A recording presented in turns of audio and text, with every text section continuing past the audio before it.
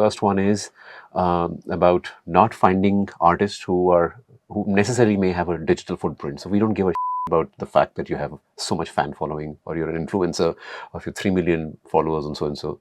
All that matters is, do you have a voice? Do you have an expression which is original and authentic and honest? On that top list of most of richest individuals in music was the head of a streaming service. I don't want to take the name of the streaming service. Oh boy.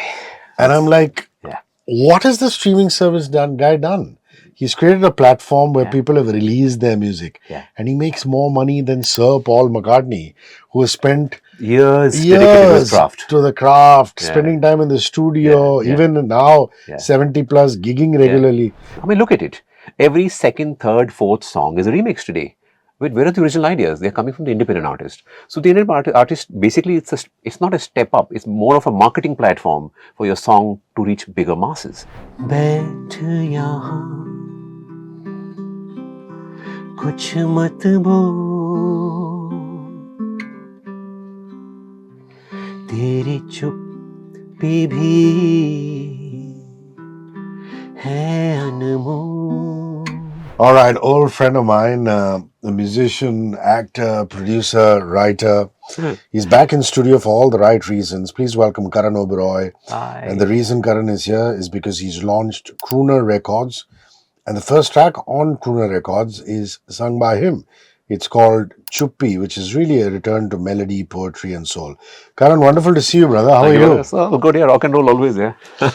Sorry about the Fort Knox-like enclosure. Absolutely. I'm telling you, they wanted to know my mother's maiden name, my bank account details, if I've ever traveled to Afghanistan, things like that, before they allow me up. But such is life. For those of you living under rock, he's talking about getting into our commercial complex to reach the studio, which can be quite a challenge. Yes. And of course, Karan has been very dignified. There are guys like Cyrus Brocha who have not been that dignified. I've been ranting about this. Yeah. But listen, this is wonderful. I mean, the need for Crooner Records in this day and age, where, you know, there are lots of record labels already operational. Right.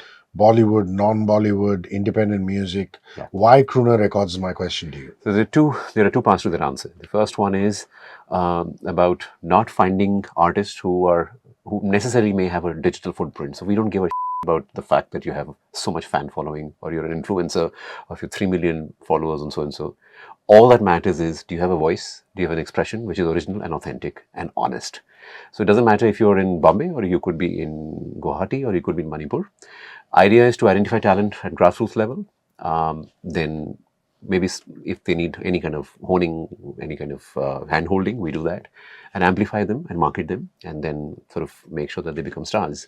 I don't know if many people know that the Bando Boys I was a founder member of the band. That entire initiative that I took to start the band was to basically find India's first boy band. This just takes it from there. The experience of now 2 decades is what I'm going to use to find the right talent. That's the first part of the story. Second part is a little more close to my heart and something that has been wrangling me for many years now, is that we don't have a transparent system of royalty disposal in this country.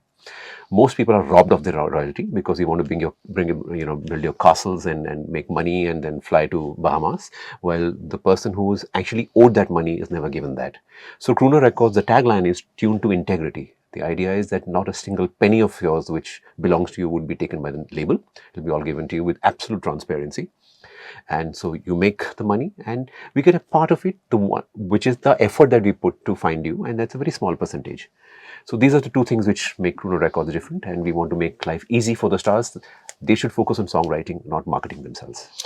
You know, it's amazing that you would say this, because I was reading a rich man's list in music. Right. And in the top 5 was Sir Paul McCartney, which is justifiable because Paul McCartney has been making music since the 60s. Yeah. First as the Beatles, then as Wings, and then Sir Paul McCartney solo. Right. So, you know, 60, 70 years of gigging, of releasing records and making money. Right.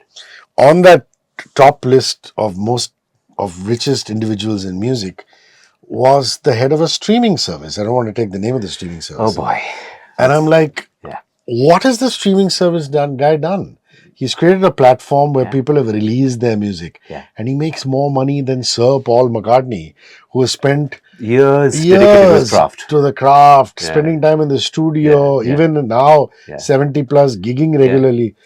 It just, and I'm not even a musician. Yeah. I can understand how frustrating it is for a musician to Yeah. go through that. It is very painful. I mean, look at it now. What does the platform run on? It runs on my music. And we have, in India, it's even worse because we have a feudal system here.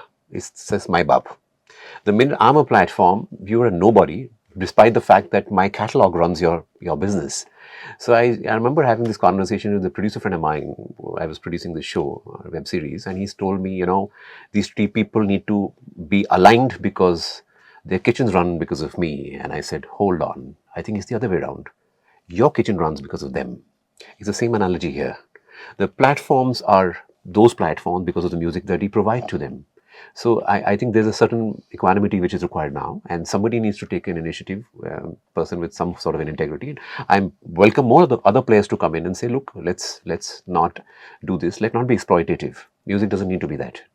So that's the endeavor. So hopefully in the next 1 decade or 2 decades, the musicians, the songwriters, and I mean, when I say musicians, I don't mean by just the people who sing. No. Singers, lyricists, producers, arrangers, everybody should get their due. And why not?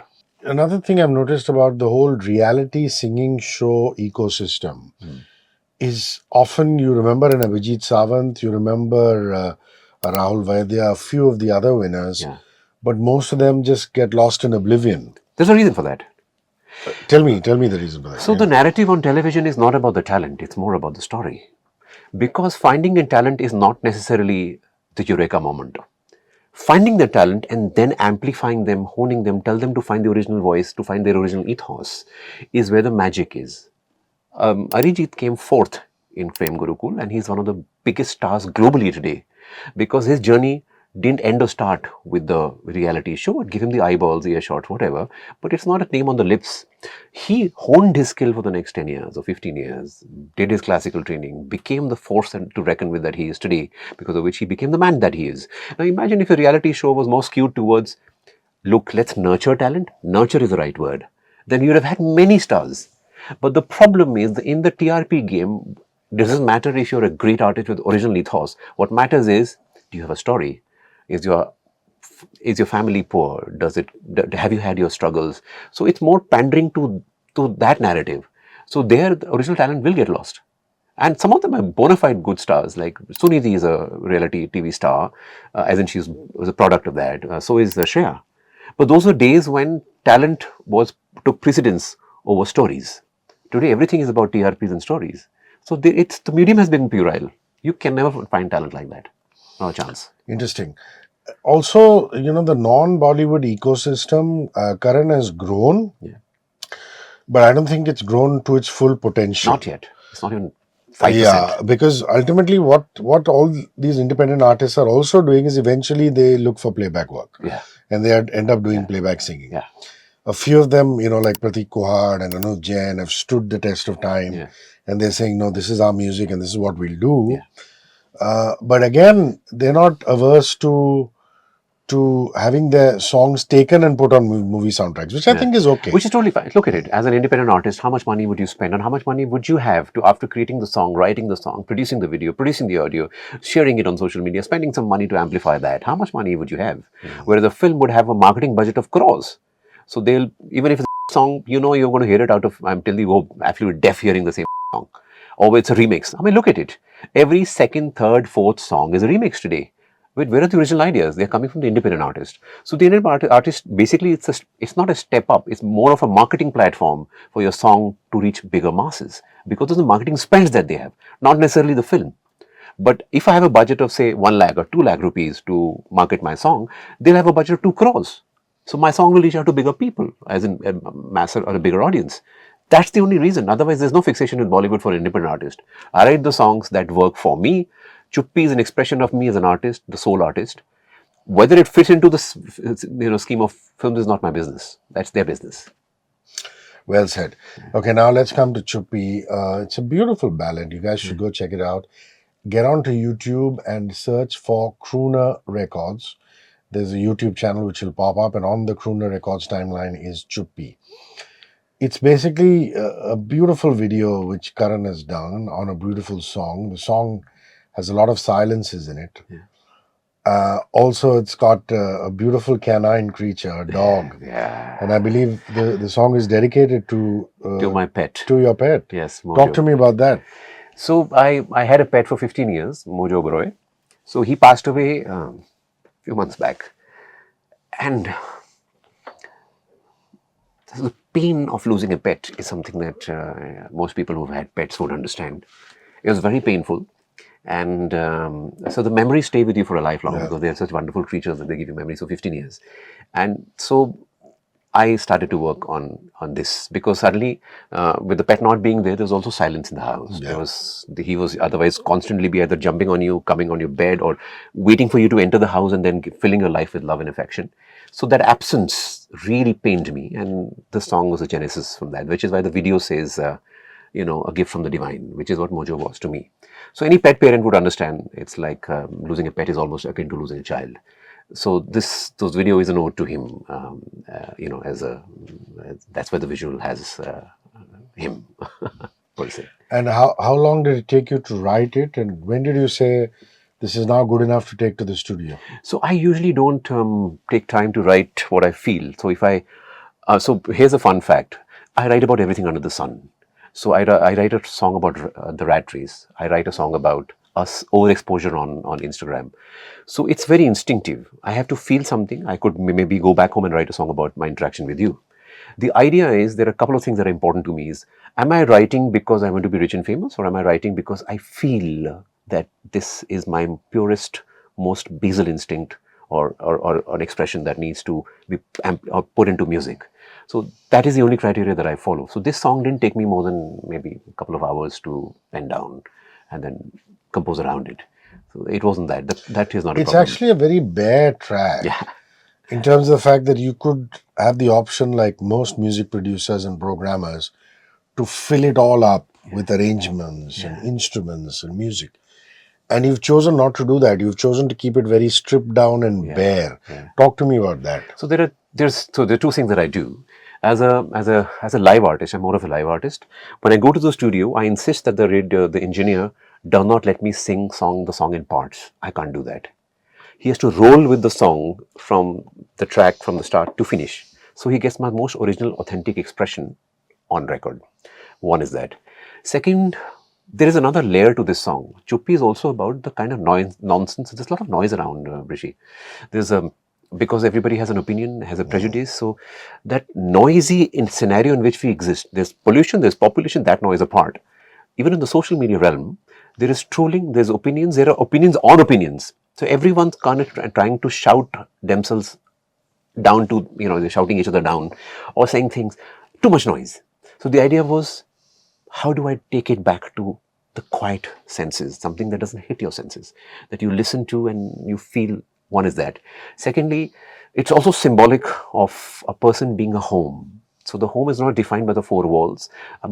It's about finding that sukoon, as the song says, that when I come to you, I forget the worries of the world. When you hold me, when you touch me, I feel as if the world has stopped spinning and I'm just in this very peaceful space. And again, there's a thought there, and I share this with my friends. I always say, the most peaceful place in the world is a mother's womb, because that's the time when you're not worried about eking out and earning, making a living, fending for things, having a job. Nothing. You're fed, everything is taken care of in a wonderful cocoon of warmth and love. That my belief is the true form of love. So when a person triggers that, rather than the butterflies in the stomach and the nervous energies, etc., that all is fine. But if you feel peace around a human being, then that's the connect. And that's what Chuppi is about. Wow. Interesting video. Did you direct it yourself? Yes. You shoot it yourself? Yeah. And who's the lovely lady in the video? Yeah? So I've used technology. So I've used AI to create the video. I've directed it, but AI also, it comes with its own limitations. So what happens is you've got to shoot the person, have a photograph, and then sort of amplify it with because its aesthetics are different from everybody. So how do you adapt technology in the best possible way to tell a story that you want to, without making it too gimmicky?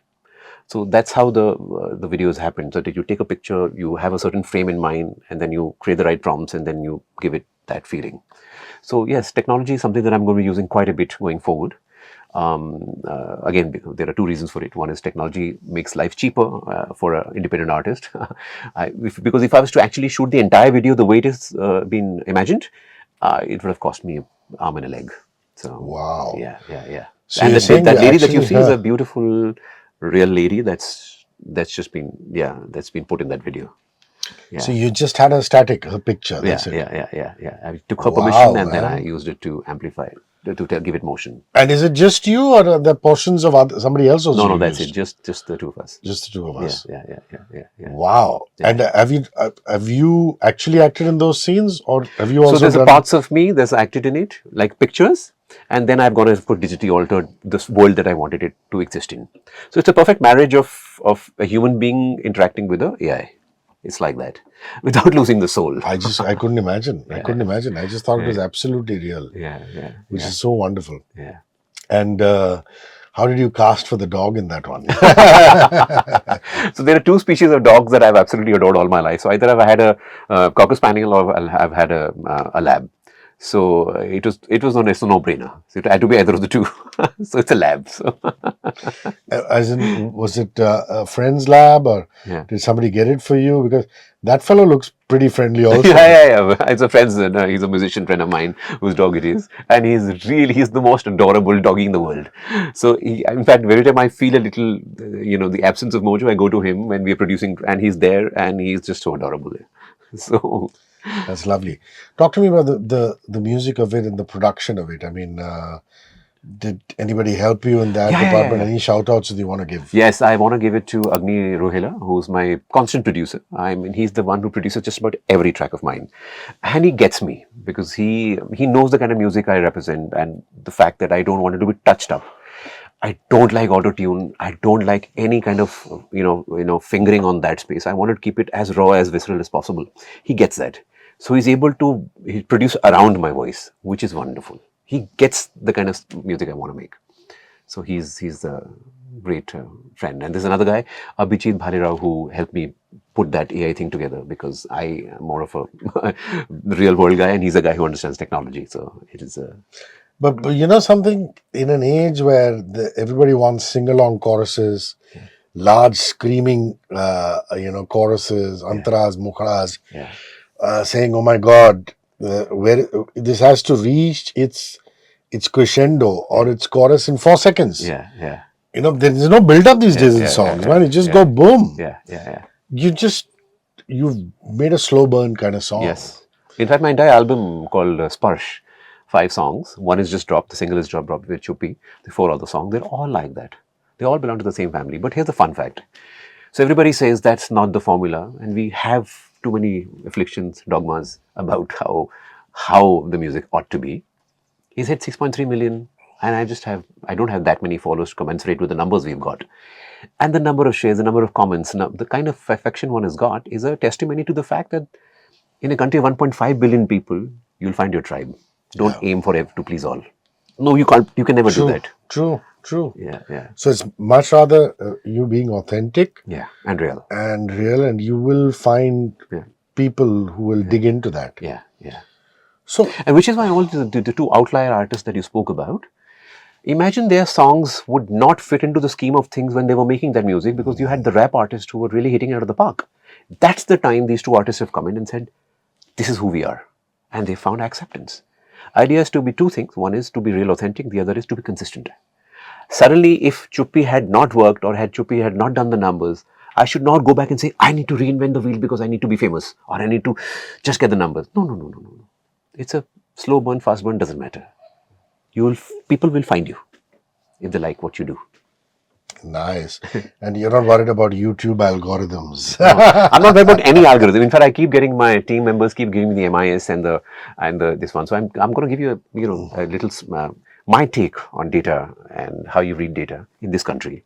So there were a bunch of people who were experimenting on a frog, and they were all very serious players. And one of the scientists asked the frog to jump.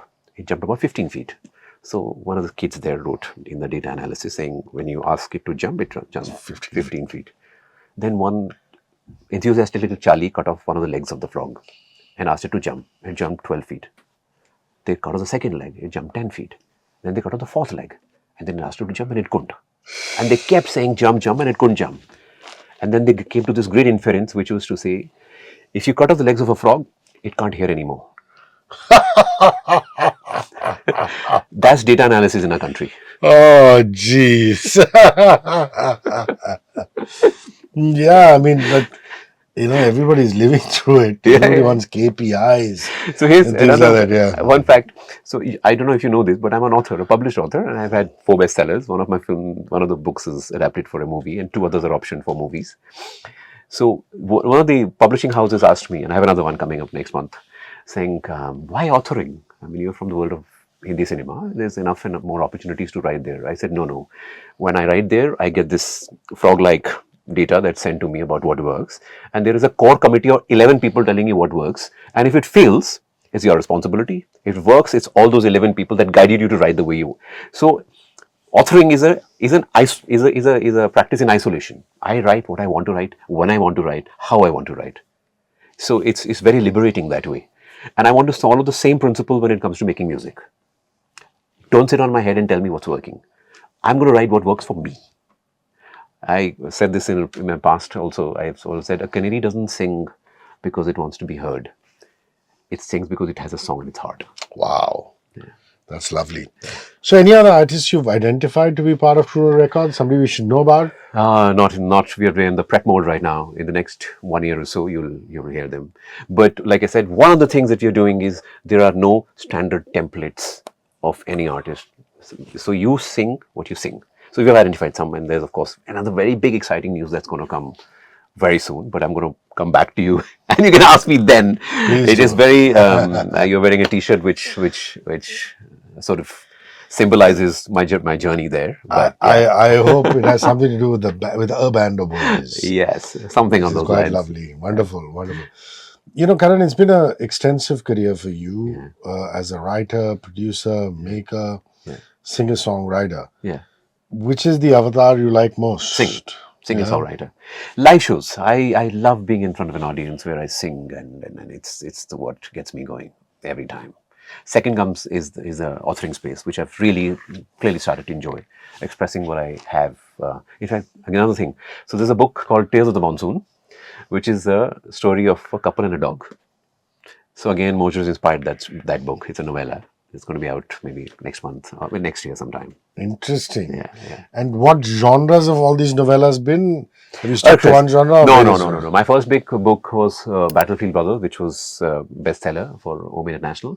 Second was Rockstar in Reverse, which is a very Woody Allen tongue-in-cheek look at reality shows and the musical world. And I didn't spare anyone. Third one was Holy Cow, which was an accurate reflection of where the society is. One I have, which is, I'm little chary of saying it on air, but might as well because the book is going to be out. It's called Love at First Sex, which is about modern relationships. And then I have Tears of the Monsoon, and then I have Subterfuge, which is like a Dan Brown thriller, and many more. So like I said, So when Battlefield became success, the reason I didn't do my next novel with them was because the publishing house said, this has worked. So you write Battlefield stories. I said, no, I'm not going to write this. I'm going to write a story with the music backdrop, with the music world. And they said, no, but that's worked. I said, I couldn't. That's not why I write. So I used to have fun in life. And what about the acting and the producing work? Yeah. Where is that at? So I'm producing long form content and a film, which is in pre-prod right now. Acting, I just finished last night, which is I'm so tired.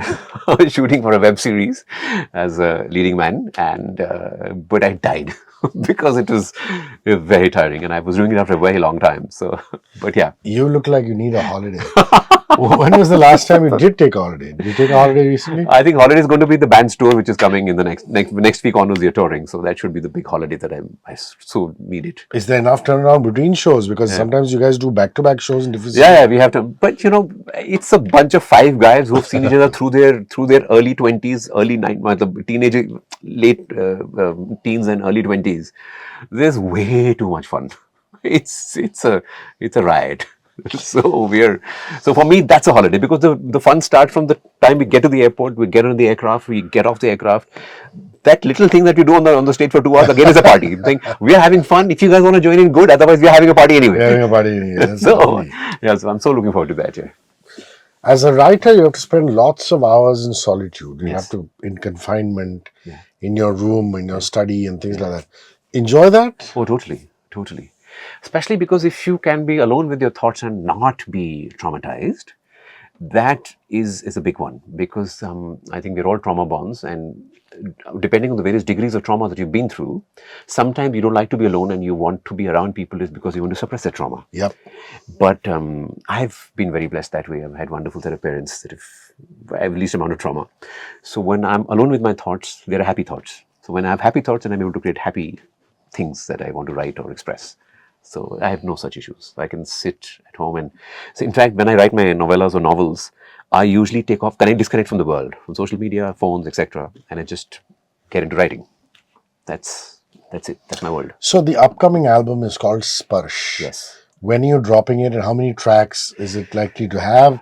Are they similar to the Chuppi vibe, where there are a lot of silences and it's ballady? Yeah. Or would you like to tell us more about it? So Sparsh has 5 songs in the first EP. There are a bunch of EPs that are coming out. But Sparsh primarily is like I said, melody based. But the lyrics, so I write my songs first. I write the lyrics. First I want to write the thought. Music then kind of envelopes it. But the first thing is, as a poet, what do I want to say? So the second song is called Meri Choti Pari, which has a very deep thought behind it. Idea is, it's a father singing to his daughter. You have two, so you might be able to relate to this even more. And this I tell all fathers, not that I am a father, but I have a deep feeling about this. Is the lullabies that you sing to a girl child should not be about her finding the right prince. That's what our lullabies are. I want to change the narrative, because most kids between 6 and 12 is the foundation, is the bedrock of how they'll become as individuals. True. So at that point of time, you want to talk about emancipation, don't talk about it when she's 18. Talk to her when she's 6. So this particular song called Meri Choti Pari tells her, the world is your oyster. Fly. Take wings. Don't let anyone tell you what you can't do. How beautiful. But be happy and maskari kar zindagi mein. And it's sent like almost as if, and it's a lullaby. So idea is you want to whisper it to her ears in the most soothing way possible. And the video is also like that. It's about a single father who brings up a child and takes her through when she was in his arms, when he's in a pram, and he takes her to college, and then she gets married and she has a grandchild, and then so she's fragile and she needs help, and then he becomes fragile. And the daughter does the same thing to him. As in, he needs the pram now. The pram has become a wheelchair. And it's a circle of life that completes itself.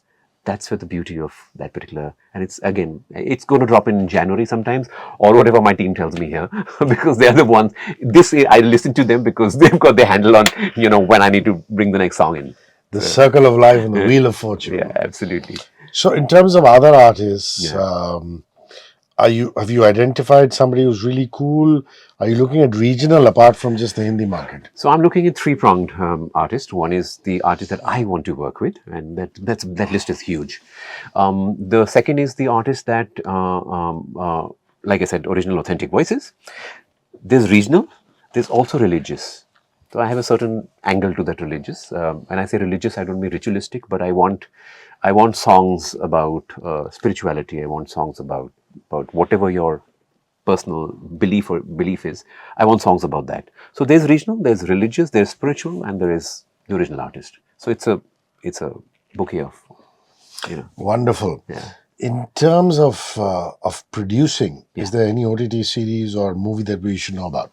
Not yet, because I finished shooting for the one that I shot last night, and the one that I'm producing we're just writing the final spaces. So I think the network will arrange for whenever it's supposed to be spoken about. Right now, the focus is only on Chuppi and Sparsh as an album. Lovely. Yeah. Can we have you playing Chuppi for us, please? Absolutely. Thank you so much. Yeah.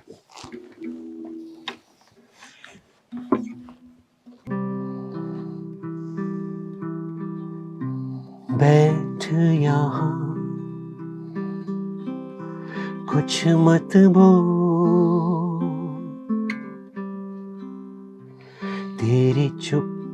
चुप्पी भी है अनमोल। जब दुनिया के शोर से थक जाता हूँ, तेरे सिराने बैठ सब भूल जाता हूँ।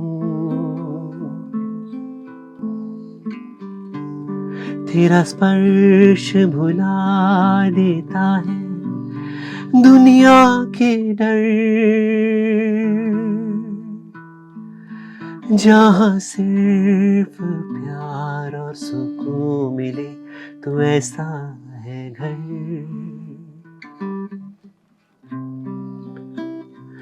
महफूज रहूं यहाँ पे सारी दुनिया जहाँ से दहलीज पे छोड़ आऊं सारे डर, तो ऐसा है घर।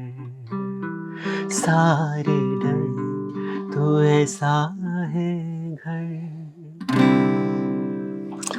Thing of beauty, voila! That's it then. Chuppi is out on YouTube. It's the Crooner Records YouTube channel. Please go check it out. Go and Also, search it's for also there on my Instagram, Karan Oberoi Official. So Karan Oberoi Official, also on streaming sites. Yeah. streaming sites, all OT plus Spotify, Ghana, etc. So there are three things. One is it's the Crooner Records YouTube net channel, which you can find. Just type Chuppi, Crooner Records, or my name. On Instagram, it's Karan Oberoi Official. You'll be able to see the video there. In addition to that, we also have the Crooner Records. Basically, this is for all aspiring artists who want to be a part of the tribe. Crooner Records has an Instagram handle. Just go to Crooner Records and just sort of follow us, and we'll reach out to you. And when is the album? When is Sparsh releasing? Sparsh should be out. So there are two ways. One is, of course, like I said, my team will advise me best for that. I was looking at a January release because I wanted music is very soft and I want the celebrations to get over. But there's another thought that Chuppi has worked, so we might as well release the other song maybe in the next fortnight or so. And then wait for the album to come out later. Yeah. No, so the EP will drop with the second song. Which is 5 songs. 5 songs, yes. Yeah. Yes. Great. Brother, we wish you lots of luck. Thank you. Thank you for rolling by. And most importantly, thank you for playing live for us. What a wonderful jam that was. And see you soon. Thank you, brother. Thank you. 94.3 Radio 1.